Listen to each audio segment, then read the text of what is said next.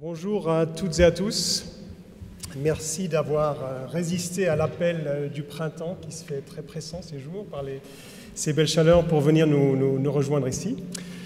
Je me permets de me présenter très rapidement. Didier Péclard, je suis maître d'enseignement et de recherche en sciences politiques ici à l'Université de Genève et directeur du master en études africaines de l'Université de Genève qui est logé au Global Studies Institute, au nom duquel, d'ailleurs, j'ai eu le plaisir d'organiser cette table ronde. Ce qu'on va faire cet après-midi, durant les 90 minutes qui viennent, c'est s'interroger sur la notion de développement, notion évidemment très large, et on va s'interroger sur cette notion non pas en regardant les différentes théories du développement ou en regardant sous l'angle des projets de développement, mais interroger en fait un peu les sous-bassements du développement ou voir dans quelle mesure le développement participe aussi d'un système de croyances. Quelles sont les croyances qui soutiennent en quelque sorte l'idée que par exemple, on peut régler la question des inégalités sociales par le développement économique ou par la croissance économique. Que veut dire la croissance économique? Que veut dire l'émergence dont on parle énormément actuellement dans nos contextes africains? Pour ce faire, j'ai le très grand plaisir d'avoir à mes côtés deux illustres auteurs qui se sont beaucoup penchés sur cette question. Tout d'abord, à ma gauche, Felwine Sarr, qui nous vient du Sénégal, plus exactement de Saint-Louis, où il est en poste à l'université Gaston Berger. Felwine Sarr est un homme aux multiples talents, compétences, aux multiples casquettes. Je le soupçonne d'ailleurs même d'avoir découvert le secret de la journée de 36 heures pour arriver à mener à bien toutes ces activités. Il est... Alors, je ne sais pas dans quel ordre commencer, mais il est musicien, compositeur et producteur de sa propre musique. Il est également écrivain, romancier, il est aussi essayiste, on en parlera aujourd'hui, et il est donc professeur d'économie à l'université Gaston Berger. Et il s'est fait notamment connaître récemment par ce livre qui est en fait ce qui a donné naissance à cette table ronde, ce livre Afrotopia, dans lequel il interroge en fait la question très large du développement et du rapport de l'Afrique au développement, et où il propose en fait de déplacer la réflexion dans un nouveau topos, dans cette Afrotopia qui a donné le titre à ce livre. Et à ma droite, pour échanger avec Felwine Sarr, Gilbert Rist, que beaucoup d'entre vous connaissent ici, professeur honoraire à l'Institut de hautes études internationales et du développement, ou je devrais plutôt dire professeur honoraire de l'Institut universitaire d'études du développement, puisque Gilbert Rist a fait toute sa carrière de professeur, d'abord de chargé de cours et ensuite de professeur à l'IED, donc avant la fusion avec HEI qui a donné naissance à l'IHEID.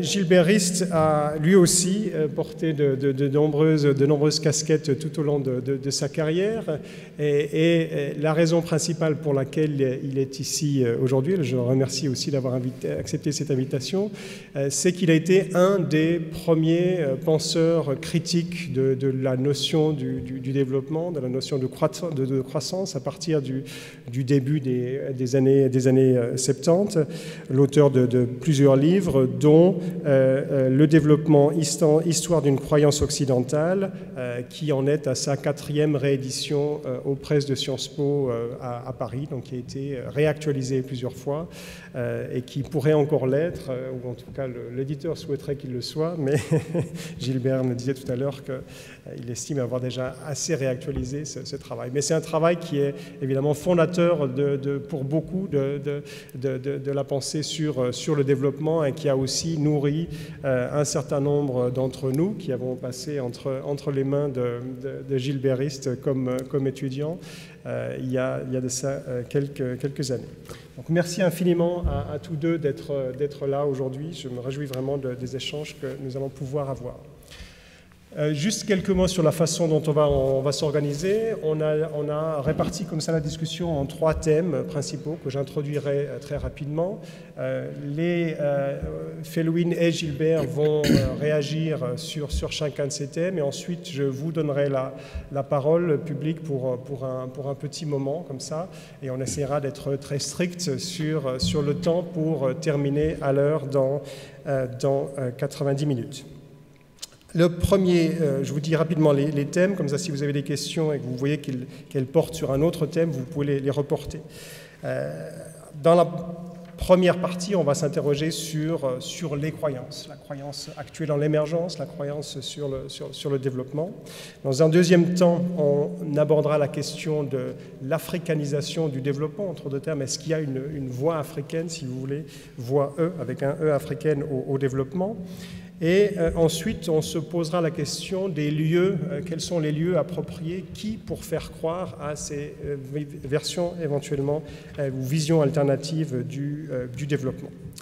Donc, premier thème, croire en l'émergence ou croire au développement. L'émergence a, en quelque sorte, on pourrait le dire, remplacer presque le terme de développement en Afrique ces dernières années. Et il n'existe pratiquement pas d'État africain qui n'ait son plan d'émergence pour les 10, 15 ou 20 années à venir. Ça dépend un petit peu de chaque État. Et ce qu'on se propose de faire dans cette première partie, c'est de revenir un petit peu de façon critique sur ce mot-là. En quelle mesure est-ce que c'est une version 2.0 du développement? Est-ce que c'est quelque chose de différent? Quelle est la place à attribuer aussi à la croissance économique dans cette vision de l'émergence? Et pour ce faire, je donne la parole en premier lieu à Felwine Sarr et ensuite Gilbert Rist pourra lui répondre. Je te remercie Didier. Donc j'aimerais d'abord dire le grand plaisir qu'est le mien d'être ici donc à Genève et de participer à cette table ronde avec Gilbert Rist. Et je suis d'autant plus heureux que son ouvrage Le développement, histoire d'une croyance occidentale est le premier livre que j'ai lu, je pense heureusement pour moi, autour de la notion de développement économique. Je sortais de ma thèse et j'avais été recruté à Gaston Berger pour enseigner l'économie et on m'avait demandé de donner un cours sur les théories du développement économique et je n'y entendais pas grand-chose. Donc j'avais fait une thèse sur les politiques budgétaires et monétaires et juste avant de rentrer au Sénégal, un ami m'avait offert ce livre-là. Donc ça a été ma toute première entrée et je pense que j'ai eu le privilège d'entrer dans la problématique avec une vision déjà déconstruite au tout début. Donc ça a simplifié le travail, donc j'ai lu d'autres livres ensuite, mais je pense que l'acte fondateur de lire ce livre a profondément influencé ma vision de la chose. Donc je suis très heureux que 10 ans après, je me retrouve avec Gilbert Rist à devoir échanger sur ces problématiques-là. La rencontre s'est en fait dans un temps autre et surtout tout dans l'espace des idées, avant de se faire dans l'espace de la réalité. Je suis heureux aussi que cette rencontre soit intermédiée par Didier Peclar, qui est un prof de Sciences Po réputé et pour qui j'ai la plus grande estime. Alors, l'émergence, semble-t-il, a remplacé dans la phraséologie donc gouvernementale de nos États le concept de développement économique. Et actuellement, sur les 54 États africains, 52 ont un plan d'émergence. Donc, on a dénombré, ils ont tous un plan d'émergence à l'horizon 2020 ou 2035. Donc il semblerait que ce soit devenu le nouveau concept clé du projet anciennement appelé de développement économique. On peut s'interroger sur les raisons de ce changement de nomination. Un économiste du nom de Myrdal a réfléchi autour de ce qu'il appelle la diplomatie du vocabulaire. Donc il avait réfléchi à la transition entre la notion de pays en voie de développement et pays sous-développés. Donc il avait constaté qu'au détour des années 60, on appelait les pays, donc les pays du tiers-monde, pays sous-développés, et que progressivement, on a substitué ce terme à pays en voie de développement, puisque probablement le concept était connoté trop négativement. Le concept était statique, pays sous-développé, c'était un état de fait, et le transformer en un concept dynamique, pays en voie de développement, donc permettait de donner l'illusion que les choses étaient en train de se faire, que la dynamique était en cours, et c'est ce qu'il appelle la diplomatie du vocabulaire. Donc, pour ne pas désespérer ceux qui ne voyaient pas le développement arriver. Alors, ce qui est intéressant, c'est que dès l'instant que le concept devient un concept qui dit le processus, la question c'est quand est-ce que le processus prend fin? On peut être en voie de développement jusqu'à quand? Tous les débats autour de la Chine, est-ce que la Chine est développée, est-ce qu'elle est encore en voie de développement, est-ce qu'elle est émergente, relèvent de mon point de vue de cette diplomatie du vocabulaire-là. Alors, il semblerait que le concept émergence aussi relève de cette forme de diplomatie du vocabulaire pour plusieurs raisons. La première, c'est que c'est un concept qui, même dans le champ de l'analyse économique, a des contours et qui sont assez flous. C'est un concept qui vient des marchés financiers. Donc, au détour des années 90, on a réfléchi autour des marchés financiers émergents. Donc, quels étaient les marchés qui offraient des possibilités de retour sur investissement extrêmement importants. Donc, les marchés asiatiques que semblaient relever de cette caractéristique-là. Du domaine des marchés financiers, on a étendu le concept à l'économie réelle et on a aggloméré un certain nombre de pays qui avaient l'air d'être dans un processus de rattrapage, de gros investissements en capitaux, en infrastructures, des taux de croissance élevés, un certain nombre de dynamiques structurelles qui laissaient envisager une sortie de la pauvreté ou du sous-développement. Et ce concept est resté, je dirais, vraiment imprécis. Parce que lorsqu'on prend les BRICS, le Brésil, la Russie, l'Inde, la Chine et l'Afrique du Sud, et qu'on observe leurs économies, on voit que ces économies ont quelques caractéristiques communes, mais ont beaucoup d'hétérogénéité. Et finalement, on se demande est-ce que ce qui les réunit, est-ce que ce qui les différencie n'est pas plus important que ce qui les réunit? Et c'est devenu comme ça un mot valise dans lequel on met un certain nombre d'États et de nations. Et il manque dans le champ de l'analyse économique une réflexion sérieuse pour dire qui est émergent et qui ne l'est pas, et quels sont les critères sur lesquels on se fonde pour dire que ces États ont émergé. D'ailleurs, de quoi ont-ils émergé? Donc ça, c'est une interrogation que l'on abordera, mais surtout des critères rigoureux de discrimination entre un groupe de pays émergents et d'autres. Alors, l'émergence a ceci de peut-être beaucoup plus engageante que le sous-développement, puisque elle dénote de l'idée de sortir de quelque chose et d'être en mouvement vers. Et je crois que ces caractéristiques de la notion ont fait que les États ont décidé de substituer la notion de l'émergence à la notion du développement économique. Donc certains estiment que l'émergence, ce n'est pas le développement, qu'on peut le comparer au stade du décollage des 5 étapes de Rostov. Je rappelle juste qu'il y a eu une théorie au tournant des années 60, une théorie linéaire et évolutionniste du développement économique qui estimait qu'il y avait des étapes nécessaires et que l'une de ces étapes-là, c'était le décollage. Et donc, il semblerait que l'émergence serait à mettre en rapport ou à corréler avec cette étape-là. Mais je pense que les États qui ont adopté cette notion ont plutôt le sentiment que c'est une notion qui indique qu'elles sont en train de sortir de quelque chose et de s'inscrire dans d'autres trajectoires, et des trajectoires vertueuses. Lorsqu'on regarde les plans d'émergence et qu'on les examine, on se rend compte que fondamentalement, ils ne changent pas avec les anciens plans de prospective économique fondés sur, je dirais, les fondamentaux de l'économie néoclassique, et que ce sont des plans qui prônent un développement des infrastructures, un développement des investissements en capitaux, une extraversion du commerce international, une insertion dans les chaînes de valeur globale, et que fondamentalement les présupposés de ces plans-là sont les mêmes que ceux de l'économie dominante, et qu'il n'y a pas eu de changement de paradigme entre le post-consensus de Washington et les éléments sur lesquels se fondent les plans d'émergence. Ce sont absolument les mêmes. On fait un diagnostic de l'économie, on fait un diagnostic des chaînes de valeur, on fait un diagnostic des secteurs productifs, et dans chaque secteur, on essaie de dessiner une stratégie pour développer le secteur, produire de la valeur et l'insérer dans des chaînes de valeur globales.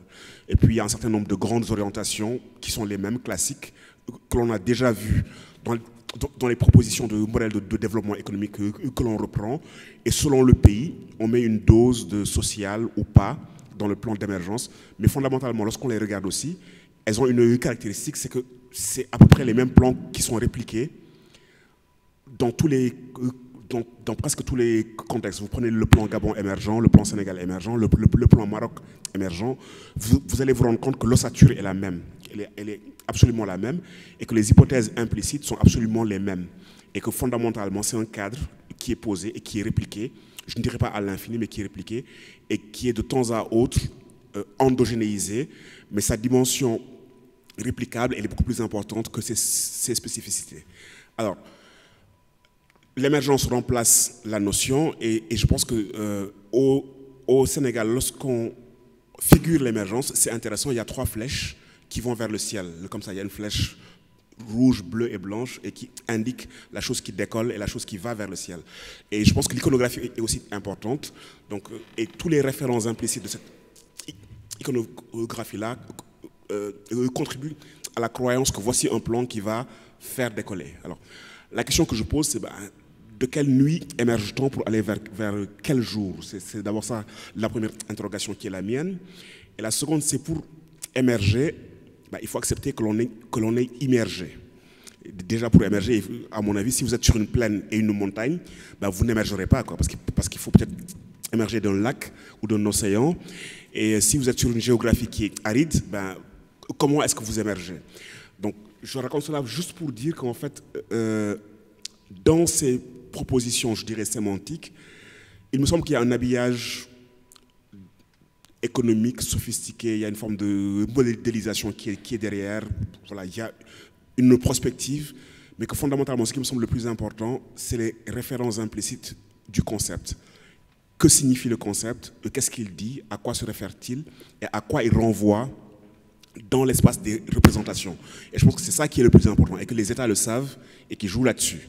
Et que le plus important pour eux, parce que lorsqu'on examine la manière dont ces plans sont mis en œuvre, très peu de plans sont mis en œuvre de manière très sérieuse. Le Rwanda a eu un plan qu'il a appelé le Rwanda 2020. Ils l'ont mis en œuvre sérieusement, puisqu'ils ont mis en place les réformes structurelles qui étaient préalables à la mise en œuvre de leur plan.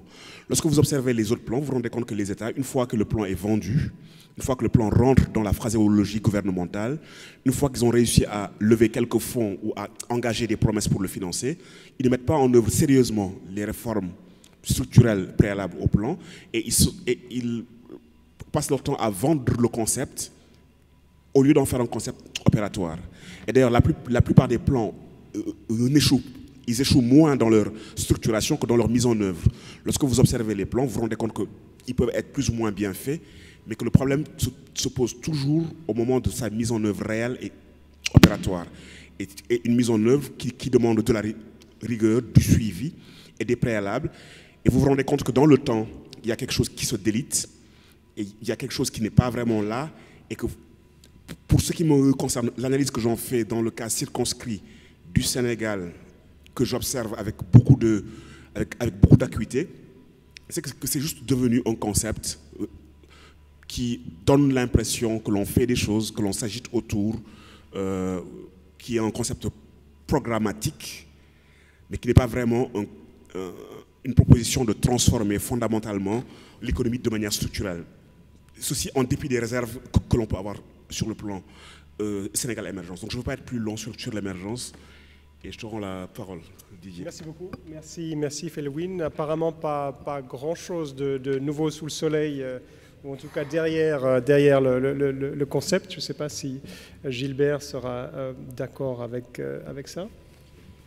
Oui, je suis assez d'accord avec ce que Felwine vient de dire, c'est-à-dire que je suis très content qu'on commence par ça parce qu'on est en plein dans le thème du festival Histoire et Cité, c'est-à-dire que c'est la question de savoir comment croire et faire croire. Et je pense que cette nouvelle mode de l'émergence, enfin c'est plus qu'une mode, j'entends, c'est pris très au sérieux. Comme disait Felwine, tous les États ou presque ont leur plan d'émergence. Il y a même eu, il y a 2 jours, une conférence qui s'est ouverte à Abidjan, j'ai vu ça, sur tous les pays africains se sont regroupés pour parler d'émergence. Bon. Donc on est en plein dans le thème du croire et faire croire, et je crois que ça fait partie, ce terme d'émergence, de la longue liste des innovations sémantiques destinées qu'il y a quelque chose de nouveau sous le soleil du développement. On est dans le style incantatoire. À mon avis, c'est un effet de mode pour faire croire que les choses changent ou vont changer. Il faut bien dire que pour le moment, les pays africains ne sont pas encore émergents. Ils ont un plan d'émergence et pour le Sénégal, si j'ai bien lu, l'émergence arrivera en 2032. Donc, on est encore loin du compte. Donc, c'est finalement quelque chose qu'on attend, qu'on espère. Mais enfin, d'ici 2032, il peut se passer beaucoup de choses. Mais enfin, voilà, c'est une nouvelle manière de présenter le développement après la lutte contre la pauvreté, après les objectifs du millénaire pour le développement, les objectifs pour le développement durable, etc., etc., etc. Alors, je ne vais pas redire ce que Felwine a dit. Je crois que, bon, il n'y a pas, apparemment, ce que j'ai compris, il n'y a pas de définition consensuelle. J'aurais dû, malheureusement, mais je n'ai pas pu venir écouter votre président Macky Sall qui parlait ici à l'Université de Genève il y a une dizaine de jours. Mais j'ai lu un de tes collègues de l'Université Gaston Berger qui s'appelle Moubarak Lo, je ne sais pas si tu le connais, qui a écrit un article sur l'émergence. Alors, il dit... Il y a 4 conditions. Premièrement, il faut que ce soit un pays dynamique du point de vue de son produit intérieur brut. Il faut, comme tu l'as dit, qu'il soit ouvert aux capitaux étrangers. Il faut qu'il soit ouvert au commerce international et que le rôle de l'État soit un petit peu plus musclé qu'il ne l'est jusqu'à présent et qu'il donne des garanties institutionnelles concernant, par exemple, l'absence de corruption, des choses comme ça. Donc, voilà, c'est un nouveau concept qu'on essaye de vendre, qui coûte assez cher. Si j'ai bien compris, le plan sénégalais, il coûte 13 milliards de dollars. On a été en chercher un tiers en France, donc c'est toujours ça de gagner, c'est toujours ça de prix sur l'ennemi. Ce qu'on en fera, je crois que tu as raison de le dire, on n'en sait rien. Mais toujours est-il que pour moi, on tourne en rond dans cette affaire de développement et comme tu l'as dit et écrit, on revient au fameux décollage de Rostov, n'est-ce pas? Une métaphore aéronautique comme ça du décollage, quelque chose qui surgit tout à coup spontanément par une forme d'auto-organisation qu'on ne comprend pas très bien, une sorte de dynamique interne, tout à coup on va émerger. Comme chez Rostov, chaque pays africain est pris séparément. Alors il y a le plan de la Côte d'Ivoire, du Sénégal, malgré le fait qu'il y a fort peu de collaboration sous-régionale.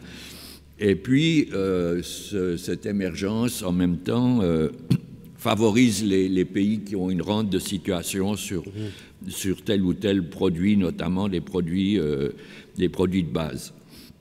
Alors, voilà, c'est un modèle extraverti. Je crois que, personnellement, je n'en attends pas grand-chose. Je pense qu'on est toujours en train de faire tourner la même roue depuis le début du développement en 1949. Ça fait quand même assez longtemps. Et je crois que, voilà, je vais m'arrêter là. Je vais juste dire... Pour faire plaisir à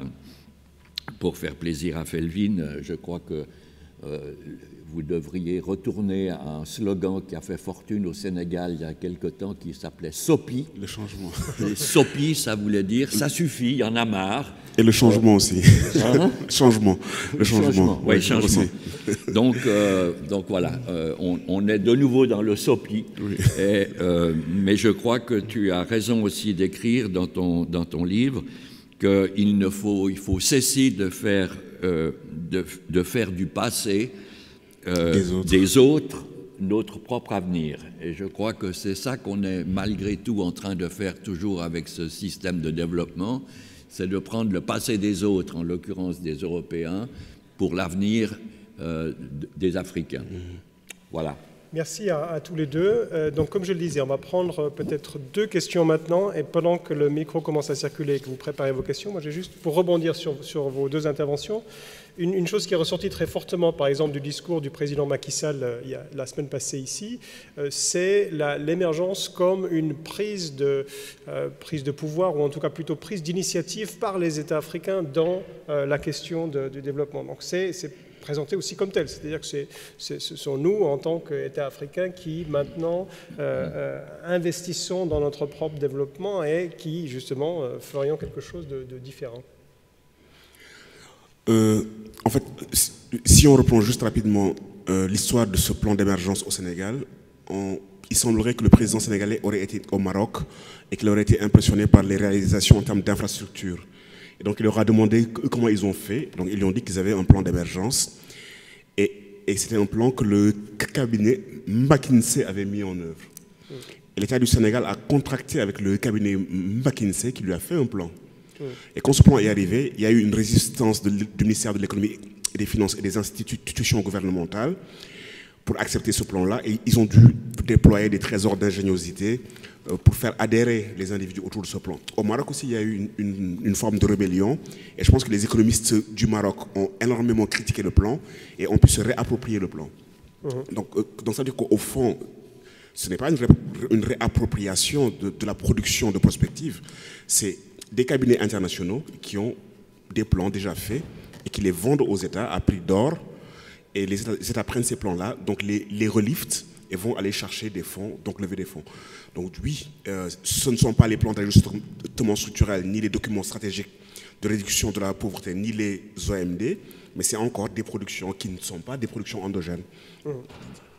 Merci. Sur cet aspect-là, Non, rien, mais il y a plein de ces plans, j'ai encore lu, il vient de sortir au mois de février un plan de Pricewaterhouse qui dit que nous serons tous plus riches, 2 fois plus riches d'ici 2050. Alors il y a ces cabinets d'audit sont en plein délire, mais enfin on peut revenir. Alors, est-ce qu'il y a 1 ou 2 questions sur ce premier thème-là? Sinon, on passe directement au suivant. Oui, monsieur?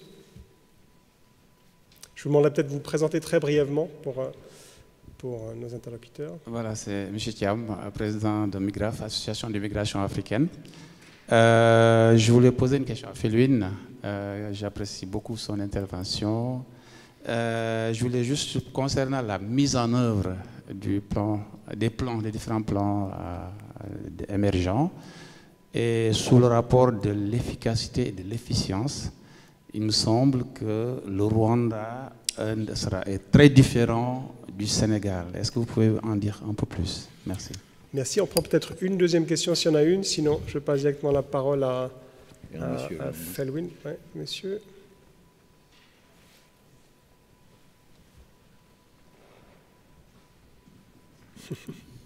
Merci. Jacques Madère, département fédéral des affaires étrangères. Merci beaucoup pour vos interventions, c'est très intéressant. J'ai juste une question à Felwine peut-être par rapport aux 52 plans. Vous dites que les 52 plans d'émergence, c'est un peu tous les mêmes plans. Comment on explique ça? Qu'est-ce qui fait qu'il y a cette convergence dans l'émergence, si j'ose dire?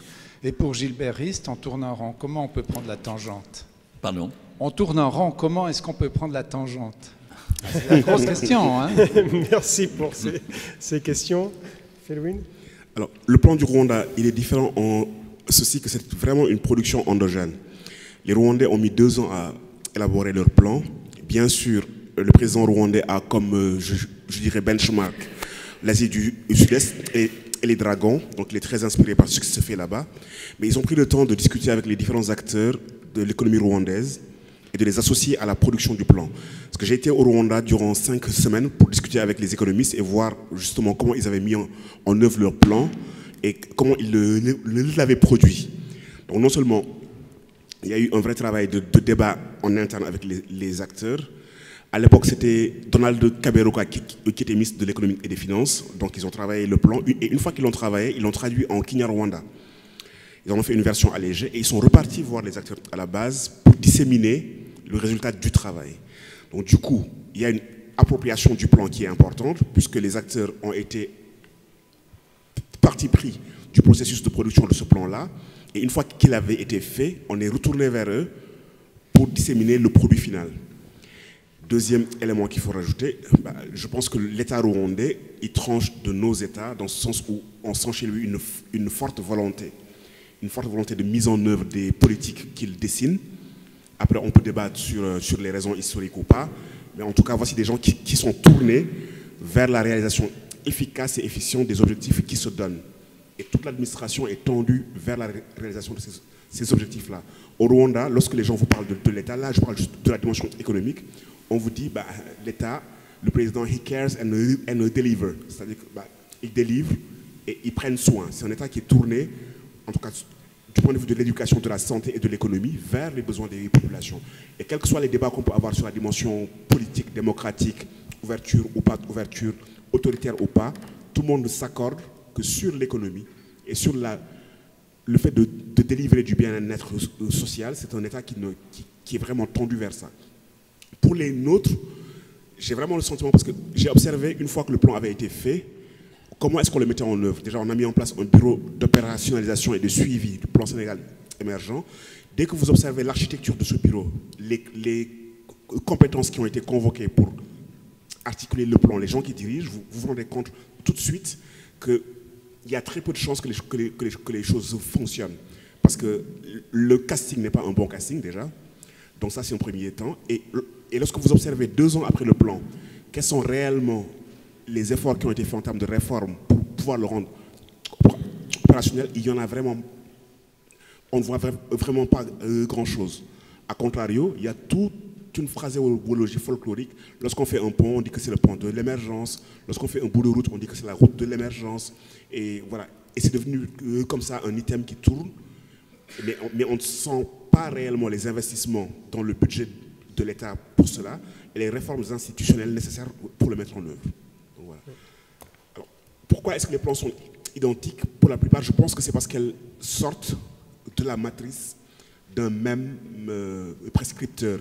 C'est les grands cabinets d'audit internationaux qui ont un plan qui a plus ou moins fonctionné dans un pays ou qui a contribué au Maroc, exemple, voilà, qui a relativement bien fonctionné. Et donc, on le reprend, on le vend au Sénégal, on le vend au Gabon, on le vend dans tous les pays.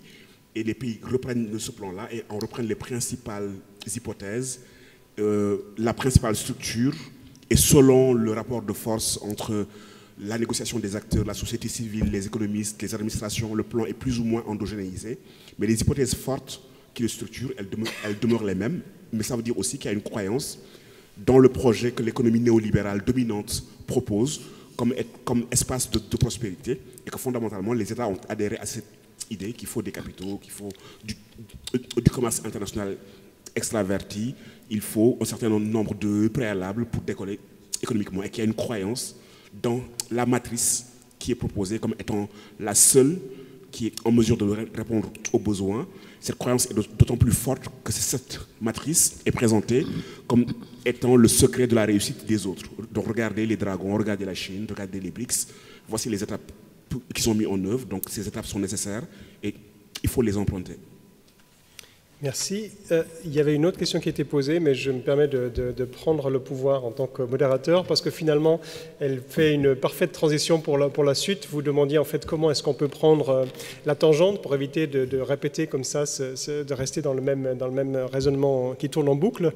Et en quelque sorte, l'ouvrage de Felwinsar, Afrotopia, est une tentative comme ça de prendre la tangente, ou en tout cas, comme vous le dites vous-même, une tentative de déplacer un petit peu la réflexion dans un autre topos, dans une utopie dans laquelle on pourrait peut-être trouver des perspectives alternatives sur un développement qui serait plus proche, on peut dire, des besoins des populations africaines. C'est une question qu'on peut poser. Et pour le deuxième thème de ce débat, j'ai proposé à Gilbert Rist de commenter en quelque sorte un certain nombre des éléments qui sont dans l'ouvrage pour voir dans quelle mesure effectivement ça peut nous aider à prendre cette fameuse tangente. Oui, merci. D'abord, j'aimerais dire que j'ai beaucoup de sympathie pour le livre de Felvin, que j'ai lu très attentivement. Je crois que je suis parfaitement d'accord avec le projet qui consiste à, j'allais dire, rendre l'Afrique aux Africains, ou en tout cas, c'est beaucoup de sympathie pour la perspective critique qu'il a, et en plus, c'est bien écrit. Enfin, voilà, je ne vais pas faire trop de remarques, mais enfin, je crois qu'on est d'accord sur ce point, il n'y a aucun problème. Mais il faut quand même que je fasse... comment dire, ce que je n'aime pas faire, c'est-à-dire donner l'impression de donner des conseils aux autres et de faire des critiques et des remarques, parce que, évidemment, c'est de nouveau mal placé, c'est de nouveau le blanc qui va dire au noir comment il faut faire ou comment il aurait fallu faire, etc. Donc, je suis un peu embarrassé pour entrer en dialogue, mais enfin, on a dit qu'on faisait un débat, alors on fait un débat, débattons, entre collègues, tout simplement. Entre collègues, et j'espère que mes propos n'auront pas l'odeur d'un père abusif, pour citer une des expressions de Felvin dans son livre. L'odeur du père abusif, c'est évidemment celle du blanc qui débarque et qui... Voilà. Donc, voilà. Alors... rendre l'Afrique aux Africains, je suis entièrement d'accord, encore une fois, avec l'histoire. Il faut puiser dans les cultures, puiser dans les traditions, repenser l'économie en dehors du formalisme néoclassique. On en a largement discuté lors du déjeuner tout à l'heure. Mais j'aurais souhaité que tu prennes les choses un peu plus, disons, de manière plus africaine. C'est-à-dire que je pense que tu aurais pu, au lieu de truffer quand même ton livre avec des concepts qui sont souvent assez robustes et compliqués à comprendre, je veux dire, l'ontomythologie, je ne sais pas, voilà, je ne suis pas sûr que tout le monde comprenne, l'afrotopos et l'atopos de l'Afrique, ou la réduction phénoménologique des sociétés africaines à la part déficiente de leur dimension économique, tout ça me paraît un peu compliqué. Alors, si j'ai un souhait à faire, c'est qu'on reparte, comment dire, on reparte de l'Afrique, c'est-à-dire des langues africaines. Dans mon enseignement à l'Institut, j'ai très souvent me suis amusé à faire un petit test, c'est-à-dire que je disais à mes étudiants, dans le fond, vous allez avoir un diplôme de l'Institut d'études de développement, ce que j'espère pour vous, et puis vous allez ensuite rentrer au village, et vous allez voir votre grand-mère qui ne parle que la langue locale, et elle va vous demander qu'est-ce que tu es allé faire à Genève. Et vous allez devoir lui dire, j'ai été à l'Institut d'études de développement. Comment vous dites développement? Généralement, il y avait un grand silence parce qu'on ne sait pas vraiment comment on dit développement dans certaines langues africaines. Alors, j'avais noté en son temps quelques expressions. Les Bambara disent « faso iruali », grandir comme un arbre. En Dagara, on dit « naalu », la richesse partagée, mais aussi le prestige social. En Wolof, on dit « comme », enfin, etc., etc. Donc, il y a toutes sortes de choses qui émergent, à mon avis, à partir des langues africaines, ou pas africaines. J'ai un Aymara, donc du Pérou, qui m'a dit que je ne peux pas vous dire, je peux pas vous redire dans le texte ce qu'il m'a dit, mais enfin, j'ai dit, alors, vous me traduisez, il m'a dit, ça veut dire travailler joli pour le prochain lever du soleil. J'ai trouvé cette définition du développement parfaitement correcte. Il faut travailler joli pour le prochain lever du soleil. Donc, ça n'a rien à voir avec l'émergence, bien sûr. Alors, je pense qu'on aurait pu vraiment retravailler là-dessus. Et puis, c'est tout à la fin de ton ouvrage que tu en viens effectivement à utiliser quelques termes africains. Dans la dernière page, je ne les retrouve plus maintenant dans mes notes, mais enfin, est-ce qu'on ne pourrait pas revenir plus à ces langues vernaculaires et repartir de là? L'autre chose aussi, c'est que j'ai regretté que dans ton ouvrage, il n'y ait pas vraiment d'exemple de cette africanisation. C'est-à-dire qu'il y a un exemple qui est bien donné, c'est l'exemple des Mourides. Je ne sais pas si tu es Mouride toi-même, mais enfin, peu importe. C'est vrai que les Mourides du Sénégal constituent une force non seulement politique, mais économique importante, parce que c'est une confrérie qui est influente sur le plan politique, sur le plan économique, qui a des réseaux internationaux considérables. Enfin, je connais quelques Mourides qui habitent Genève et qui se nourrissent, j'allais dire, de l'ensemble de ce que les autres Mourides leur apportent. Donc, je pense qu'on aurait pu avoir plus d'exemples de la manière dont le développement est vécu concrètement, quelles sont les pratiques, j'insiste, les pratiques sociales qui montrent que c'est différent en Afrique. Bon, alors on sait que c'est différent, mais il faudrait montrer en quoi c'est différent. Et puis la dernière remarque, parce que je ne veux pas être trop long, j'ai une question quand même sur cette généralisation de l'Afrique. Tu viens de dire, en comparant le Sénégal et le Rwanda, en disant qu'il y avait des circonstances différentes et que les plans n'étaient pas forcément réalisés, les plans d'émergence n'étaient pas réalisés de la même façon. Mais est-ce qu'on peut parler de l'Afrique en général? Est-ce qu'on peut parler de l'Homo africanus?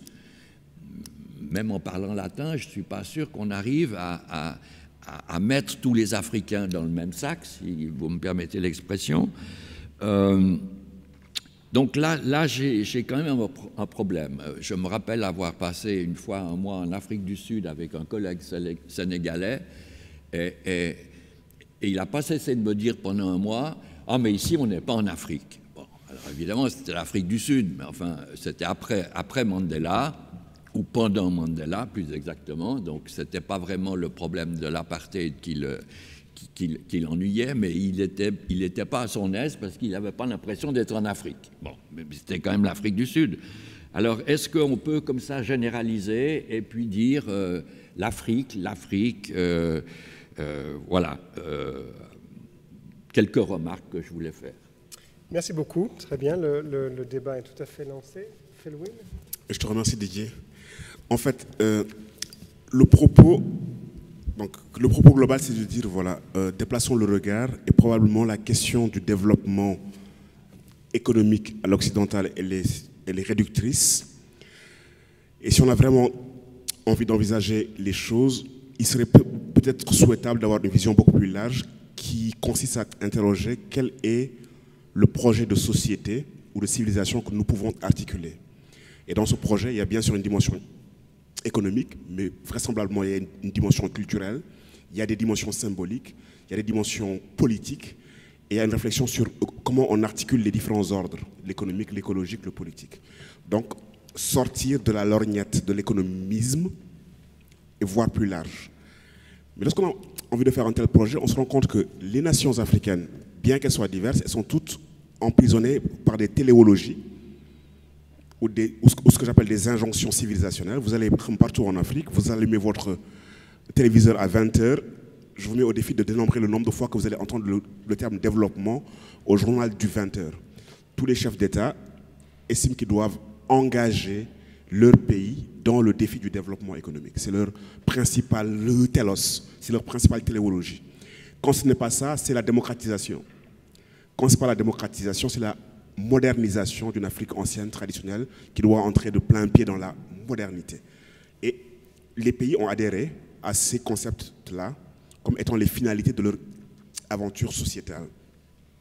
Alors, il m'a semblé que d'un point de vue méthodologique, il fallait d'abord opérer une critique de ces concepts, mais critique au sens académique du terme. Voir ces notions, qu'est-ce qu'elles recouvrent, quelles sont leurs implicites philosophiques, où est-ce qu'elles posent problème, et une critique radicale dans le sens étymologique, reprendre les choses à leurs racines. La modernité, philosophiquement, comment elle s'est instituée, qu'est-ce qu'elle dit, qu'est-ce qu'elle ne dit pas, et quand on engage les nations africaines à entrer dans cette modernité-là, qu'est-ce que ça signifie? Est-ce qu'ils peuvent produire une modernité différente de celle des autres, etc., etc. Donc du coup, j'ai fait un truc au début académique, c'est-à-dire que le tout début, la moitié du livre, j'ai un chapitre, je pense, sur le développement, j'ai un chapitre sur la question de la modernité, et j'ai un chapitre, je ne me rappelle plus, mais où j'essaye de poser ces cadres de référence-là et de les interroger. Alors, dans un deuxième temps, le propos était de dire l'avenir reste ouvert, c'est-à-dire qu'une fois que l'on a fait un travail pour déplacer le regard, les possibles sont là, et effectivement, probablement, je suis aussi victime de l'odeur du père, c'est-à-dire que j'installe mon épistémologie critique dans un cadre conceptuel que je critique, et je la critique dans les mêmes termes que ce cadre conceptuel-là, mais ça me semble être une étape fondamentale et une étape préalable. Justement, il manque des concepts pour dire notre vivre ensemble. C'est parce qu'on n'a pas fait l'effort d'une production théorique de notre vivre ensemble dans des concepts qui font sens pour nous. Il y en a quelques-uns. J'ai pris des exemples sur le Rwanda, les gachacha, toutes les innovations sociétales qu'ils rapatrient dans la langue Kinyarwanda, lorsqu'ils font du travail communautaire, ils appellent ça Umuganda. Lorsqu'ils ont des contrats de performance, ils appellent ça Imihiko, ça veut dire s'engager vis-à-vis de la communauté, etc., etc. En Afrique du Sud, le concept d'Ubuntu a été au cœur du processus de réconciliation. Et Nelson Mandela a été le chercher dans la culture Xhosa. Et au Sénégal, j'ai pris l'exemple des Mourides parce que ça me semblait être un exemple intéressant pour réfléchir autour de l'économie relationnelle. Mais ce qu'il faut reconnaître, c'est que c'est un travail que nous n'avons pas encore fait.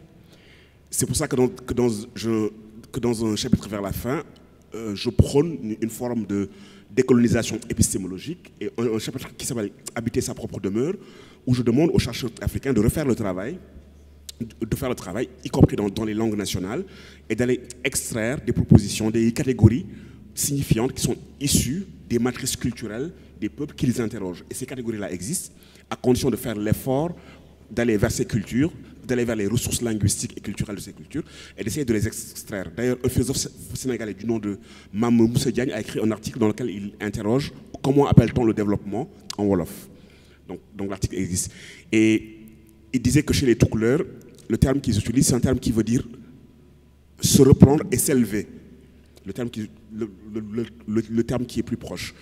Chez les Wolof, effectivement, il y a le terme de richesse comme. Et d'ailleurs, c'est intéressant, le premier projet du président Macky Sall, sur lequel il a été élu, ne s'appelait pas le plan Sénégal émergent, parce qu'il l'a eu 2 ans après, ça s'appelait Yonu Yokute. Ça veut dire la voie de ce qui augmente, de ce qui permet de croître. Donc, le Yokute en Wolof, ça veut dire ce qui fait croître. Et donc, on peut le décliner dans le domaine économique, mais on peut aussi le décliner dans le domaine culturel, civilisationnel, spirituel, ainsi de suite. Alors, les Afriques, là aussi, dans le début du livre, j'anticipe bien sur la critique et je prends des précautions. Et je commence par dire que les Afriques sont plurielles, multiples, que du Cap de Bonne-Espérance à Alger, il y a une multiplicité de temporalité, d'historicité, de culture. Mais, ce qui m'intéresse, c'est de me dire que le continent africain est sous ce que j'appellerais un même régime d'historicité. Il sort de 4-5 siècles de domination. Donc le fait colonial, les différentes traites, et il a un projet d'émancipation qui peut être lu, envisagé sur le plan continental. Bien sûr, je sais qu'il y a de la multiplicité et que l'Algérie, ce n'est pas le Sénégal, et que le Rwanda, ce n'est pas la RDC. Et d'ailleurs, c'est ce qui fait que j'évite, dans ma proposition, de proposer un cadre normatif en disant, voici ce qu'il conviendrait de faire. Le travail, je l'axe sur la nécessité de déconstruire les téléologies et de reconstruire soi-même ses propres productions téléologiques et de les ancrer dans son historicité, de les ancrer dans sa culture et de les ancrer dans des processus de production de sens et de signification qui font sens pour les peuples qui le font. Et j'évite de me hasarder dans un exemple figuratif. D'ailleurs, on me le reproche, on me dit oui, mais c'est bien beau ce que vous dites, mais vous ne nous dites pas comment faire. Mais je dis justement, c'est ça que que je reproche aux propositions téléologiques. C'est de considérer que la manière dont ils ont procédé dans des espaces, des géographies particulières et qui ont fonctionné sont réplicables en tout temps et en tout lieu, en ne prenant pas en compte l'anthropologie, la culture, l'histoire, la géographie, le contexte spécifique, et en faisant comme si toutes choses étaient égales par ailleurs, et que dans le domaine de l'histoire des sociétés et de l'évolution des sociétés, on pouvait faire comme si on était dans un laboratoire de sciences physiques, où les mêmes causes produisent les mêmes effets, où les expériences sont les mêmes, à condition que l'on contrôle les conditions normales de température et de pression. Dans le champ du social, ça ne fonctionne pas ainsi. Les expériences sont contingentes et sont multiples. Je veux dire, on est dans un système dynamique qui est complexe, que l'on ne peut pas répliquer à l'identique. Donc, pour moi, lorsque je dis l'Afrique, c'est une entité symbolique et c'est un projet. Et je sais très bien qu'il y a des différences. Mais, et encore, ces différences-là, elles existent, mais il n'empêche pas que dans certains espaces, on puisse trouver des invariants culturels. Je veux dire, l'Afrique de l'Ouest, ou bien me semble beaucoup plus homogène, me semble relever d'une certaine homogénéité culturelle dans le temps, parce que vous avez des formations sociales qui ont existé sur la longue durée, l'Empire du Ghana, du Mali, beaucoup de peuples du Sénégal, du Mali, du Burkina et de la Guinée ont vécu ensemble longtemps, ont échangé culturellement, et ce qui fait que lorsque vous y allez, si vous êtes un Sénégalais, vous ne vous sentez pas très dépaysé lorsque vous allez au Mali, ou au Burkina, ou en Guinée, puisque vous retrouvez des référents culturels qui sont les vôtres, des manières d'aborder le réel. Et il me semble qu'en dépit de la multiplicité, on peut, dans des espaces culturels qui existent, trouver des formes d'homogénéité ou des ressources culturelles que les groupes me partagent, sur lesquelles on peut fonder des choses, sur lesquelles on peut créer. Et je n'oppose pas l'unité et le multiple. Comme Edgar Morin, je pense qu'il y a du multiple dans l'un et qu'il y a de l'un dans le multiple. Et que la diversité, bien sûr, elle est là, mais elle n'empêche pas de retrouver des dénominateurs sur lesquels on peut construire un certain type d'articulation. Mais la principale réponse que j'ai à faire, je sais que je suis d'accord avec le fait que Afrique, il faut le conjuguer au pluriel, mais je pense que le projet d'émancipation du continent, il peut être un projet unitaire, puisque le continent est soumis aux mêmes déterminations actuellement, qu'elles soient économiques, politiques et je dirais civilisationnelles. Et lorsqu'il y a un rêve panafricain de sortir des multiples servitudes, on peut l'articuler à une échelle globale, tout en acceptant que oui, on ne fera pas la même chose en Afrique du Sud qu'en Algérie. D'accord, merci. Est-ce que tu veux rebondir là-dessus? Certainement. Oui, je veux rebondir.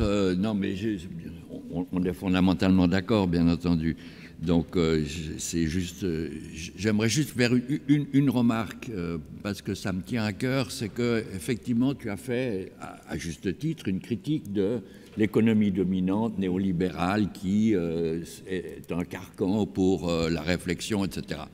Et moi, juste faire remarquer ici que quand on pense à la manière dont ce qu'on appelle la science économique, entre guillemets, a été créée. Elle a été créée, comme chacun sait, à la fin du XVIIIe siècle, par, je dirais, 4 ou 5 personnes. Alors, il y avait un Écossais bien connu qui s'appelait Adam Smith, il y avait un Anglais qui s'appelait David Ricardo, il y avait un Français qui s'appelait Jean-Baptiste Say, et puis, on peut ajouter, pour faire bon poids, un Allemand qui s'appelait Karl Marx. À eux 4, c'est les pères fondateurs, si je peux dire, de l'économie. Alors, réfléchissons. Il y a un Écossais, il y a un Anglais, un Français, un Allemand. Ça fait quand même une toute petite partie du monde. Et ces braves gens, je ne leur fais pas grief de ça, parce qu'ils ne pouvaient pas faire autrement, on n'avait pas encore fait inventer l'anthropologie à cette époque-là, puisque le premier ouvrage d'anthropologie sérieuse date de 1859, je crois, de Henry Morgan. Peu importe. Simplement, ces 4 personnages ont réfléchi à partir de ce qu'ils avaient sous les yeux. Ils ne pouvaient pas faire autrement, sans imaginer que dans le reste du monde, la manière dont les gens géraient la production, la consommation et l'échange était complètement différente. Alors, on a ensuite universalisé ce que les pères fondateurs de l'économie ont inventé entre la fin du XVIIIe et le début du XIXe siècle. On a universalisé ça à l'ensemble du monde. Et aujourd'hui, l'économie telle qu'elle est enseignée dans cette université, c'est la même que celle qu'on enseigne à Moscou, à Pékin, à Washington et à Santiago du Chili. Et à Gaston Berger. Hein? Et à Gaston Berger de Saint-Louis. Et à Saint-Louis aussi, d'accord. Bon, mais on compte sur toi pour changer.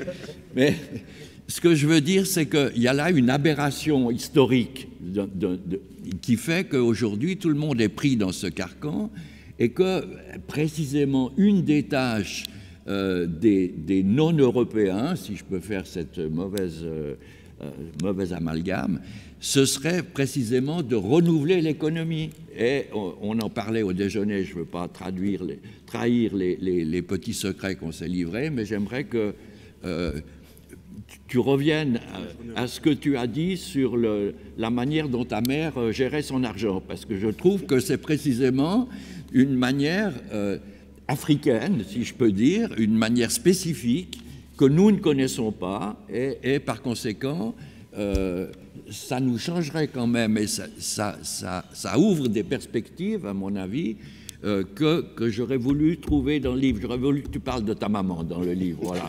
Mais tu as parlé de concepts, de beaucoup de concepts. Et dans un tome 2, dans un deuxième tome. Dans un deuxième tome, il faudra parler de ça, et puis de la manière dont on se débrouille au marché avec les parentés à plaisanterie. Dans un tome 2. En fait, ce que j'aimerais... Donc, ce que j'aimerais rajouter à ce que Gilbert vient de dire, c'est que non seulement ils sont 4, et au départ, l'économie n'est pas dans des facs d'économie, l'économie est dans des facultés de philosophie morale. Donc, il y a des philosophes qui sont derrière et qui pensent comment accroître le bien-être du plus grand nombre. Donc, tout l'utilitarisme vient de là. D'ailleurs, que l'économie néoclassique a perdu en cours de route son projet. D'accord. Ça, c'est très important. C'était l'économie politique. C'était d'abord l'économie politique d'abord. Ouais. Donc d'abord, et puis ensuite il y a des gens comme Dudley Sears qui sont à Sussex, qui interrogent l'universalisation de l'économie et qui disent un traité de géologie ne traitera pas d'une région spécifique, elle traitera de toutes les géologies du monde. Et cette économie-là traite d'une région spécifique et prend ses présupposés dans l'observation de ce qu'elle voit dans une région qui est une région minoritaire, l'Europe occidentale comparée au monde. Et quand il fait ce travail-là et qu'il montre qu'en fait on ne peut pas généraliser, il y a un silence, on ne répond pas à ces travaux. C'est-à-dire qu'il engage un débat et la profession ne répond pas. C'est-à-dire qu'on ne répond pas à ce débat-là. Et du coup, il y a une sorte de raccourci. On universalise des procédés qui n'étaient pas universalisables à l'époque. Et puisqu'on ne prenait pas on n'a pas pris en compte la diversité des situations. Le deuxième exemple pour renforcer cela, c'est celui de Mohamed Younous. Mohamed Younous rentre au Bangladesh, à Dakar, il enseigne dans une fac l'économie qu'il a apprise en Angleterre, et il se rend compte que ce qu'il enseigne est en total décalage avec ce qu'il voit dans sa réalité de tous les jours. Et il met en place un cours d'économie expérimentale où il essaye de renverser les relations de la finance et où il décide de faire des prêts à des femmes sans intérêt et sans garantie.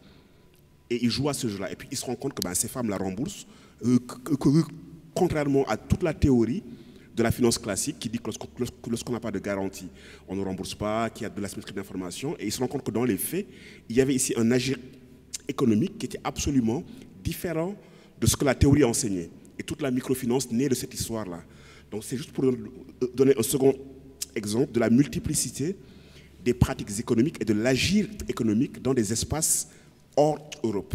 Et je pense aussi fondamentalement que l'Afrique est l'une des frontières de l'économie, à condition que l'on fasse un travail de rapatrier dans l'espace de la discipline des formes d'agir économique qui existent, qui ont leur rationalité, qui ont leur efficience, mais qui ne sont pas modélisées, qui ne sont pas prises en compte dans nos hypothèses de base. Je vais prendre un exemple simple, peut-être pas celui de ma mère, mais celui du boutiquier du coin dans mon quartier à Dakar. Ceux qui font un cours d'économie apprennent que l'épargne est la fraction non consommée du revenu. Vous avez un revenu, vous consommez, et ce que vous ne consommez pas, vous le mettez en épargne. Donc vous avez ce qu'on appelle une propension à épargner.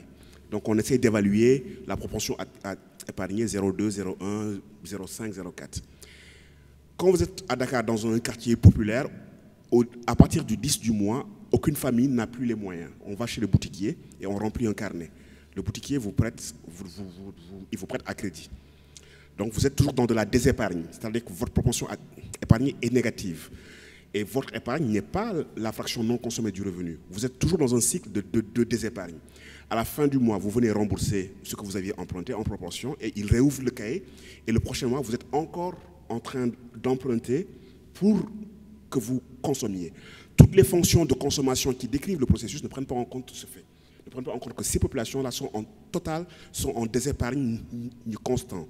Mais puisque c'est une boucle circulaire et qu'il n'y a pas de terme, ça ne pose pas de problème tant qu'on arrive à rembourser un peu pour réouvrir le cahier et continuer à consommer. Voici une pratique qui est là, qui n'est pas traduite dans la fonction de consommation globale où la propension à consommer est positive, alors que dans la réalité, elle est négative. Il y a énormément d'exemples de ce genre dans nos espaces où lorsque l'on ne prend pas en compte la réalité de la manière dont les gens articulent l'économique, les modèles qui sont en face, qui sont inspirés d'autres présupposés, ne rendent pas compte de la réalité. Et là, il y a un effort à faire pour articuler une modélisation qui au moins rend compte du réel économique tel qu'il se décline. Sur les prix, sur la valeur, sur la manière dont les prix se forment, il y a énormément de travaux à faire. D'accord. Je vous remercie tous les deux. J'aimerais, comme je l'ai dit tout à l'heure, ouvrir encore à quelques questions. On a 2 questions par là-bas, volontiers. Bonjour, je voulais poser une question tout à l'heure, mais je n'ai pas eu le temps malheureusement à propos de la privatisation des plans de développement. Comment se fait-il que c'est maintenant les grandes compagnies privées qui sont en charge des plans de développement? Il fut quand même un temps où c'était les organisations internationales. Donc comment ont-elles été dépossédées ou se sont-elles laissées déposséder de ce genre de choses? C'est une première chose. Et comment on trouve l'argent pour les financer? Parce qu'elles sont très chères en général, hein, ces compagnies de conseil. Donc ça, c'était une première question qui se référait plutôt à au premier ensemble de discussion. La question que je voudrais poser maintenant, c'est une question un peu plus précise sur les acteurs en présence sur le terrain.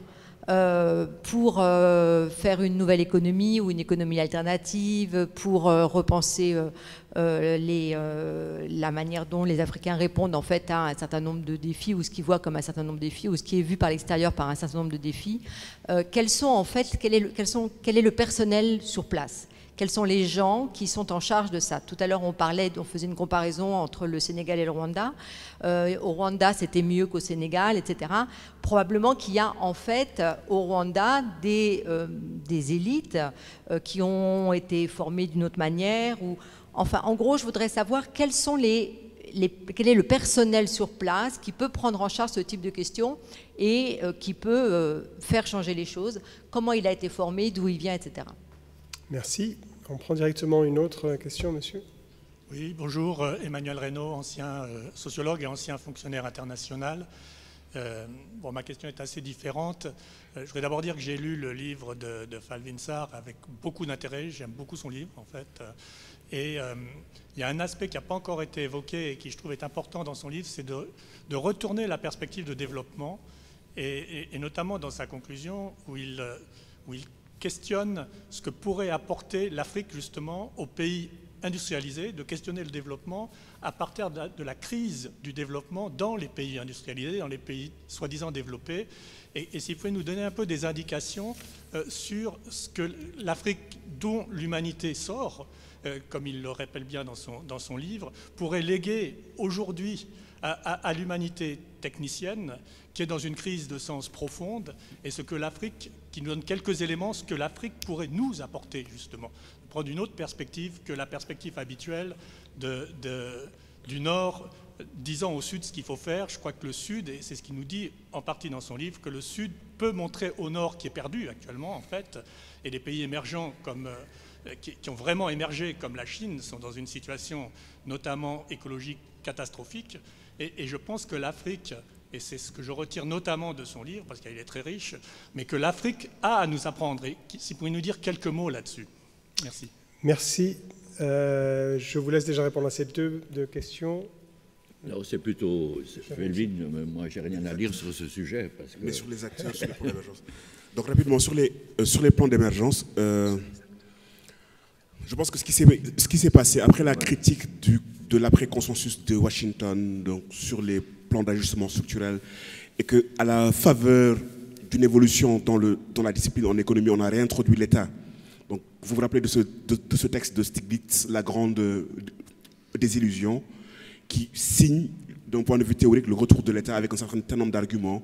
L'État est utile, mais attention, il est utile là où le marché est défaillant.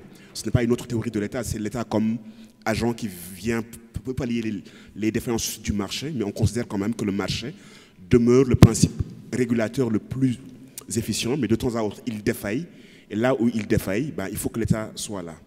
Donc, la doxa, elle change. Et je pense que les multilatéraux ont intégré la critique des plans d'ajustement dans les années 80 et 90 et qu'ils ont tout simplement changé de fusil d'épaule. On change le lexique, on change la terminologie. Maintenant, les programmes sont devenus participatifs. Et il y a des groupes privés qui prennent le relais, qui dessinent des programmes. Mais lorsqu'on va chercher de l'argent, on fait une grande conférence des donateurs et c'est les multilatéraux qui reviennent dans cette conférence-là et qui financent ces plans-là à condition que ces plans obéissent aux principes qu'ils ont eux-mêmes édictés comme étant les principes de validation de ces plans. C'est juste ça. Lorsque le Sénégal a eu besoin de financer son plan, il a fait une grande conférence à Paris où il y avait la Banque mondiale, le FMI, l'AFD, un certain nombre de donateurs qui étaient là et justement qui ont validé le plan et qui ont promis de s'engager à hauteur de 40% pour financer un certain nombre de projets de ce plan-là. Donc fondamentalement, c'est juste une redistribution du travail. Alors, qui sont les acteurs sur place? Généralement, dans nos pays, les acteurs sont les mêmes. L'État, son administration, les ONG, les multilatéraux et les bilatéraux. Et la politique publique est un jeu entre ces différents acteurs. Et ça dépend du poids relatif des acteurs dans l'espace. Ce qui est intéressant au Rwanda, c'est que non seulement le Rwanda a une élite qui vient de sa diaspora, qui est rentrée pour des raisons de reconstruction du pays, ainsi de suite. Il avait une vision de ce qu'il voulait faire, mais le Rwanda a contrôlé la place des acteurs non étatiques dans son dispositif. Il a mis en place des règles pour que les ONG arrivent, qu'elles soient accréditées. Il est sélectif, et lorsqu'elles ne remplissent pas les conditions qu'il impose, bah, il les renvoie. On a d'autres espaces comme le Niger, où ce sont les ONG qui sont prépondérantes et où l'État n'a pas de prise sur la politique qu'il met et la politique et les politiques publiques sont dessinées. Donc ça aussi, et quels sont les acteurs sur le terrain et quelles sont les interactions entre ces acteurs, et quelles sont les asymétries, c'est une réflexion importante à mener. Aussi à mener en parallèle avec quelles sont les ressources idéologiques qui sont convoquées pour justifier l'action politique et publique. Alors, ce que l'Afrique apporte, justement, vers la fin du livre, ce que j'essaie de dire, c'est que, attention, il y a un nouveau discours optimiste sur une Afrique qui serait l'avenir du capitalisme, puisque lorsqu'on l'observe, elle a des terres arables, elle a de la démographie à venir importante, elle a des ressources naturelles minières, et c'est le continent le moins industrialisé. Donc, c'est encore un espace où on peut avoir des taux de croissance à 2 chiffres et on projette que dans 25 ans, dans 20 ans, on aura un marché de 300 millions ou 400 millions de consommateurs, une classe moyenne, qui aura les moyens donc, d'acheter et de consommer. Alors, tout le discours autour de cette Africa Rising est tourné autour de l'idée, au fond, que l'on peut rejouer le même jeu qui a été joué en Occident et dans les BRICS. Et c'est là où je dis que attention, probablement là, il y a un tournant civilisationnel que le continent peut imposer à condition qu'il reprenne l'autonomie sur le discours et sur la production de sens, en disant nous ne sommes pas obligés de refaire les mêmes erreurs que les autres. Nous avons observé une aventure industrielle qui a un impact écologique, qui a une empreinte écologique très forte. Nous ne sommes pas obligés de baser nos industries sur les énergies fossiles. Nous pouvons faire autrement, les autres voies existent. Donc il est temps de le faire, puisque nous ne sommes pas encore très embarqués dans cette aventure-là. Nous pouvons réarticuler l'équilibre entre l'économique, l'écologique, donc les conditions d'existence et l'existence elle-même, le fait de vivre, les sens et les finalités qu'on à la vie. Donc ça veut dire réintégrer la culture, réintégrer les ordres symboliques, essayer d'articuler une réflexion autour du primat de l'être sur l'avoir, autour de la centralité de la promotion de l'individu. Et nos cultures ont des ressources importantes en termes de tissage du lien social. Donc tout à l'heure au déjeuner, on avait une anecdote sur le cousinage à plaisanterie, comment c'est un facteur régulateur des sociétés, comment ces sociétés-là sur la longue durée, qui ont dû faire face à plusieurs chocs, ont développé des innovations sociétales pour élargir tout ce qui est filiation. Les familles africaines sont élargies, mais ça veut dire que ce sont des sociétés qui ont une grande capacité à intégrer la différence. Les panthéons des dieux dans les religions traditionnelles intègrent les autres dieux. Il n'y a jamais eu de guerre de religion entre des religions traditionnelles africaines, puisque les dieux des panthéons sont ouverts. Il y a une multi-appartenance confessionnelle. Vous pouvez être ceci et cela, une forme de syncrétisme. Tout ça me semble actuellement dans la crise de la solidarité internationale, où on a un problème parce qu'on a des migrants qui arrivent. Et si on fait un effort, on peut les accueillir. Mais bon, il y a toute une idéologie et toute une vision du monde qui fait qu'on a du mal à les intégrer. Je pense que le continent a énormément de réponses et de propositions à faire sur énormément de domaines. Et c'est justement ça l'idée. C'est de dire, nous avons des propositions civilisationnelles qui non seulement peuvent être fécondes pour nous, mais peuvent être fécondes pour les autres, à condition que nous soyons dans un rapport que l'on renégocie, à condition que nous soyons dans un rapport où nous ne consommons plus des téléologies, mais où nous aussi nous en proposons et où nous proposons des pistes de réponse à des crises qui, pour moi, sont d'abord des crises de sens avant de se traduire dans les espaces techniques, économiques et autres. Donc voilà. Je te remercie. Gilbert, sur... Non, je crois que, de nouveau, il faut que nous arrivions à repenser nos concepts qui nous paraissent aller de soi. Je pense, par exemple, au fait qu'on a lancé, dans les années 90-2000, il y avait le fameux thème de la lutte contre la pauvreté. Alors, qu'est-ce que la pauvreté pour les organisations internationales? C'est vivre avec moins de 2,5 $ par jour.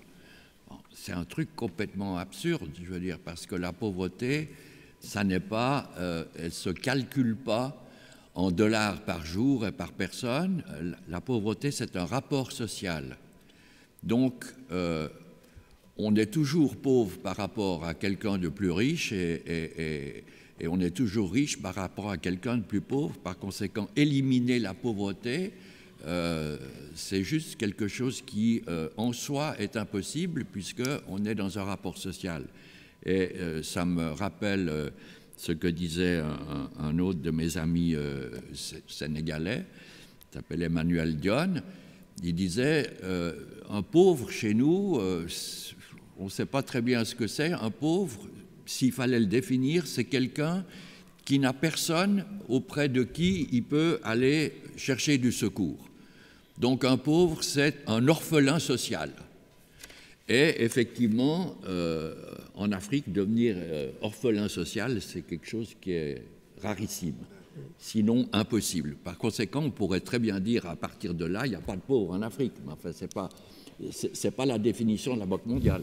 Je ne sais pas ce que tu penses. Mais... Et je veux juste ajouter que si vous êtes sur une île tout seul comme Robinson Crusoe, ben vous n'êtes ni pauvre ni riche. Merci. Je crois que pour entrer dans la dernière partie du débat, il nous reste juste une quinzaine de minutes. Il y a... Dans ce que vous dites, finalement, il y a beaucoup de points communs. Ce n'est pas une surprise, je crois. En tout cas, on pouvait s'y attendre. Vous vous retrouvez sur la nécessité de critiquer un certain nombre de termes, de déconstruire, de chercher des visions alternatives. En même temps, si je peux être légèrement provocateur aussi, c'est pas nouveau. Ça fait longtemps finalement qu'on dit que voilà, la distinction entre économie formelle et informelle n'a aucun sens, que la normativité qui sous-tend l'idée qu'il y a une économie informelle, c'est-à-dire pas bonne, et puis une économie formelle, c'est-à-dire bonne, elle ne mène nulle part. Mais ça fait longtemps aussi qu'on bute en quelque sorte sur les lieux qui permettraient de faire passer ce discours non normatif et faire en sorte qu'il ait une quelconque, qui puisse avoir un peu un effet et se retrouver aussi dans la définition des politiques publiques. Donc là, la dernière partie de la discussion, on voulait la mener un petit peu sur ces lieux. Quels sont les lieux dans lesquels on pourrait faire émerger l'utopie dont parle Felwine, les lieux dans lesquels on pourrait effectivement faire avancer la critique du développement dont Gilbert parle depuis pas mal de temps. Alors on est ici dans une espèce d'entre-soi, je pense, et on arriverait assez facilement à un consensus, mais finalement, comment faire en sorte pour que la question des épargnes de ton boutiquier du quartier à Dakar puisse être prise en compte dans des politiques publiques plus générales. Est-ce que ça passe vraiment par une déconstruction globale des termes dans lesquels on évolue, ou est-ce que ça passe par quelque chose qui existe certainement depuis que l'économie existe aussi, c'est-à-dire son appropriation sociale, son adaptation finalement à des modes de vie sociales, économiques qui n'ont rien à voir avec les canons de ce que les grandes pentes, de ce que les pères de la science économique ont développé. Une question bien trop large pour qu'on arrive à la traiter en quelques minutes maintenant. Voilà, je vous passe la parole. Tiens, je vais la passer à Gilbert en premier sur cette question complexe. Oui, j'avoue que quand tu m'as soumis cette question, ça m'a un peu mis dans l'embarras. C'est-à-dire que je ne sais pas vraiment quel est le nouveau discours qu'il faut tenir. Je ne vais en tout cas pas parler pour l'Afrique.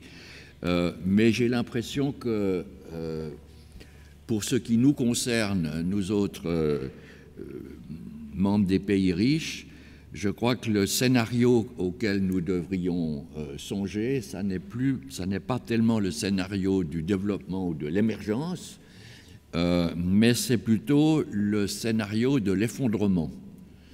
Alors, je vais paraître excessivement pessimiste, mais enfin, j'ai un bon nombre de lectures derrière moi pour dire ce genre de choses. Je crois qu'on est dans une période assez grave où tous les voyants sont au rouge, à la fois pour des problèmes, pour des raisons écologiques, pour des raisons économiques. Je pense à la fin des ressources minérales, je pense à la disparition des terres arables, même chez nous, parce qu'elles ont été polluées par des pesticides et des engrais. Parce qu'il y a encore des gens qui croient à l'économie circulaire et qu'on va pouvoir tout recycler, etc., alors que c'est évidemment pas vrai, parce que les métaux qui sont dans le joli téléphone portable de Felwine sur cette table, une fois que tu l'auras jeté, parce qu'il y aura un nouveau modèle qui sera sorti, on ne pourra pas récupérer les métaux qui sont dedans et les séparer les uns des autres, parce que les alliages sont beaucoup trop complexes. Et puis,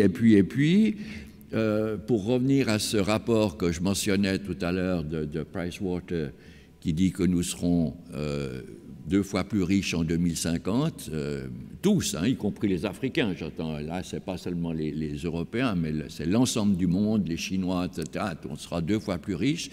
J'ai quand même été regarder de plus près, parce que j'avais vu ça dans je ne sais plus quel journal, alors j'ai été regarder le rapport. Il n'y a pas un mot dans ce rapport sur les questions écologiques. Il n'y a pas un mot sur le fait que peut-être un certain nombre de ressources viendraient à manquer et qu'on aura moins de pétrole, sinon plus de pétrole, on aura moins de cuivre, on aura moins, etc. Bon. Donc, je trouve ça, enfin, c'est plus que déprimant et désastreux, je ne sais pas quel adjectif utiliser. Mais je pense qu'il faut sérieusement que nous changions de narratif, comme on dit aujourd'hui, on fait du storytelling. Alors on va faire un autre storytelling qui ne sera pas le storytelling du développement, mais le storytelling peut-être de l'effondrement ou de la catastrophe, comme vous voulez. Alors, je ne crois pas qu'il faut pour autant faire peur, parce que ça ne sert à rien de faire peur aux gens, ce n'est pas comme ça que les choses changent. Je crois qu'il faut nous préparer à entrer dans la société de l'après-croissance. Peut-être que là, les Africains pourront nous aider. Ce n'est pas pour demain, même si nous y serons peut-être forcés, mais ça va être un long processus. à moins d'une catastrophe globale, évidemment. Mais je pense qu'il faudrait mieux s'y préparer avant d'y être contraint. Et par conséquent, je pense que voilà, il faut voir les choses dans le long terme. Quand on parle des révolutions, de la Révolution française en 1789, la Révolution russe en 1917, etc. Bon, ces dates sont évidemment discutables parce que la Révolution française s'est préparée pendant au moins un siècle avant, la Révolution russe aussi, et par conséquent, on est en train de préparer peut-être une autre révolution sans le savoir, mais il faut que chacun apporte sa petite graine au débat. Merci. Voilà, je ne sais pas si c'est ça que tu attendais de moi, mais je pense que voilà. Je voulais changer du développement, voilà, parce que je pense que le développement n'a pas vraiment beaucoup d'avenir. Si ce n'est la circularité de son énoncé. Felwine, sur cette question? Je le crois aussi. J'ai le sentiment aussi que ce qui se joue, pour sortir juste de la métaphore économique, c'est quel est le prochain régime d'historicité. C'est dans quel régime d'historicité toutes les sociétés vont entrer. Et il y a des gens qui font de la prospective et qui s'interrogent, et on est dans une forme de clair-obscur. D'un point de vue économique, je crois aussi que l'idée d'une croissance illimitée est un mythe. C'est un mythe, quoi, et qu'il n'y aura pas de croissance des richesses illimitées. Et que probablement l'Europe occidentale et l'Euramérique devront apprendre à partager une prospérité sans croissance. Et ils devront trouver une réponse à cette question-là, quoi. Là, les taux de croissance stagnent autour de 2-3%.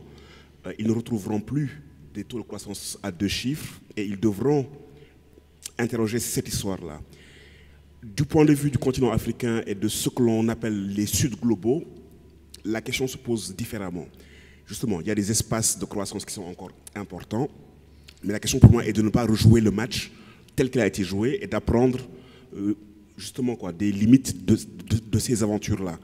Mais là, il me semble que la puissance idéologique et de l'ordre néolibéral, c'est d'avoir occupé les imaginaires et de laisser penser qu'il n'y a pas d'autres alternatives.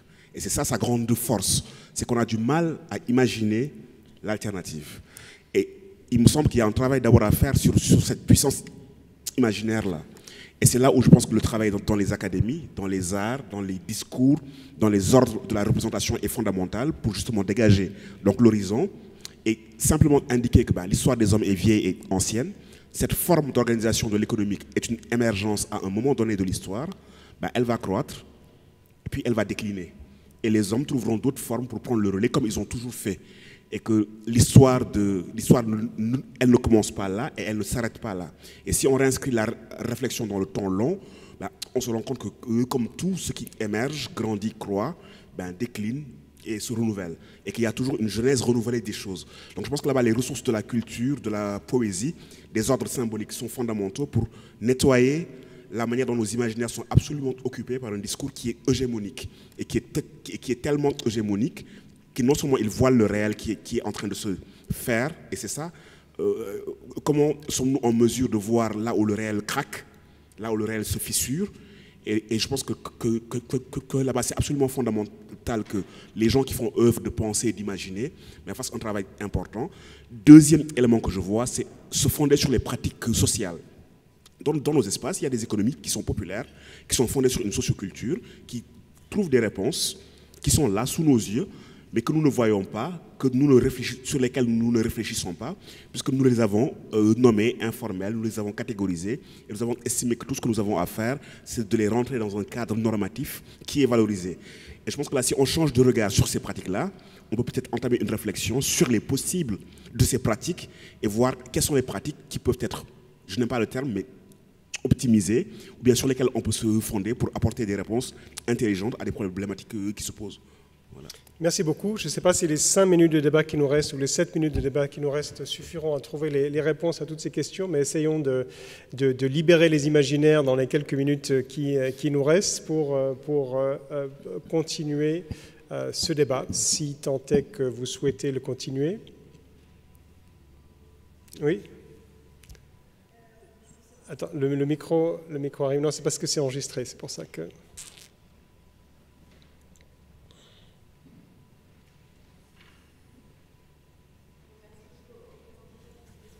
pas si ça marche. Ah, oui, voilà. ça va. Très, très intéressant. Je me souviens d'ailleurs, j'étais en première année à MDev, à l'Institut, et le livre de Rhys m'a toujours laissé avec un sentiment de pessimisme. C'est pour ça que j'ai abandonné le monde du développement et devenu universitaire.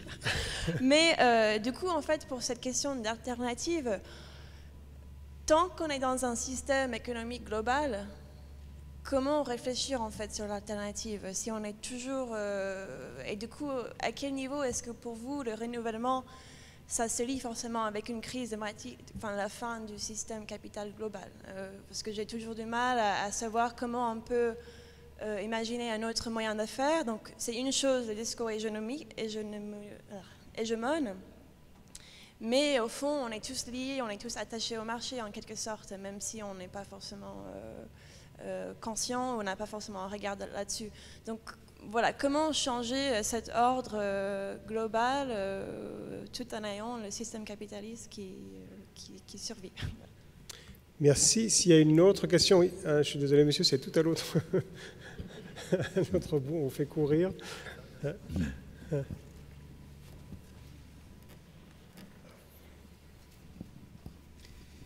Oui, ma question n'a aucune légitimité, puis je suis arrivé il y a 5 minutes, donc vous, si vous n'avez pas envie de lui répondre, vous pourrez juste dire que c'était une mauvaise question. Je tenais néanmoins à la poser parce que j'assiste à de nombreux débats sur les questions indirectement du développement, c'est-à-dire des réunions sur les droits de l'homme où maintenant sont au centre les multinationales et leurs crimes. Et ce qui m'a toujours frappé, c'est qu'on attend maintenant des grandes entreprises qu'elles réussissent avec succès tout ce que nous avons raté dans le domaine du développement. C'est-à-dire que nous avons tout raté sur nos idées du développement, toutes nos idées sont avérées fausses, les régimes qui avaient notre sympathie ont été les pires, les recettes qu'on a prônées généralement font un effet boomerang, les ONG sont de plus en plus critiquées, mais ça ne nous empêche pas d'être les éternels donneurs de leçons et d'exiger sous la menace que les grandes entreprises fassent ce que nous, on n'a pas su faire. Voilà. Alors, c'est ma question sur le développement. Est-ce que nous sommes légitimes, nous, à donner des leçons à quiconque sur le développement? Je vous remercie. Sur Gilbert. Je ne me rappelle plus quelle était Ah oui, votre question. Comment est-ce qu'on peut sortir du système? C'est ça, si j'ai bien compris. En gros, oui. Bon, écoutez, c'est très difficile on peut commencer par prôner la dissidence intellectuelle, peut-être. C'est-à-dire qu'il faut bien commencer quelque part. Donc, je crois qu'on peut d'une part essayer de voir quelles sont les failles du système et puis les décortiquer. Ça, c'est des tâches qui sont réservées à l'université, probablement. Mais je pense qu'on peut aussi regarder les pratiques. Et je crois qu'il y a des pratiques sociales qui vont à l'encontre de ce que la science économique considère comme vrai et bon, et qu'on peut s'inspirer de choses qui existent déjà. J'entends, il ne s'agit pas de réinventer la roue, mais il s'agit de voir comment des gens qui sont placés dans d'autres circonstances réfléchissent et raisonnent et pratiquent encore une fois, l'échange, la production, la consommation, etc., de façon différente de nôtre. Donc je crois que j'en appelle à la fois à l'histoire et à l'anthropologie pour essayer de changer notre regard. Voilà. Merci. C'est une bonne première conclusion. Je laisserai la deuxième conclusion à Felwine. Ce que je vais peut-être rajouter à ce que Gilbert a dit, c'est, je pense aussi à la fécondité de la crise. La crise ne nous laissera pas le choix. Et la crise, c'est souvent ce moment où on est obligé de changer de pratique pour s'en sortir. Les Tibétains appellent ça un bardos. C'est un moment qui est là, qui est gros de potentialité, mais qui ne nous laisse aucun autre choix. Et je pense que tant que la crise ne s'approfondit pas à un point où nous sentons que nous sommes obligés de faire autrement, le vieux cadavre agonisant prendra le temps de mourir. Et pour ceux qui ne sont pas sûrs qu'il mourra un jour, lorsqu'il exhalera son dernier souffle, on sera obligé d'essayer de renaître ailleurs. Je ne sais pas si c'est une perspective optimiste ou pessimiste de terminer sur le kairos, on pourrait dire aussi, sur la crise. Mais voilà, je tiens quand même à vous remercier tous les deux d'avoir accepté d'échanger, on ne va pas dire de débattre, parce que vous étiez d'accord encore une fois sur tout. Merci surtout à vous toutes et à vous tous pour votre présence et votre participation. Je profite du micro juste pour donner une information qui concerne encore Felwine, qui signera tout à l'heure son ouvrage à la librairie, donc au rez-de-chaussée de l'Uni du Four à 16h30, si je ne m'abuse. Mais Gilbert, je te laisse. Non, je voulais juste rebondir sur le dernier mot de Felwine pour dire qu'il y a un proverbe, je crois sénégalais, qui dit qu'un homme seul n'existe pas, parce qu'une fois qu'on est mort, il faut bien qu'il y ait d'autres gens qui soient là pour vous enterrer. Tout à fait. Merci.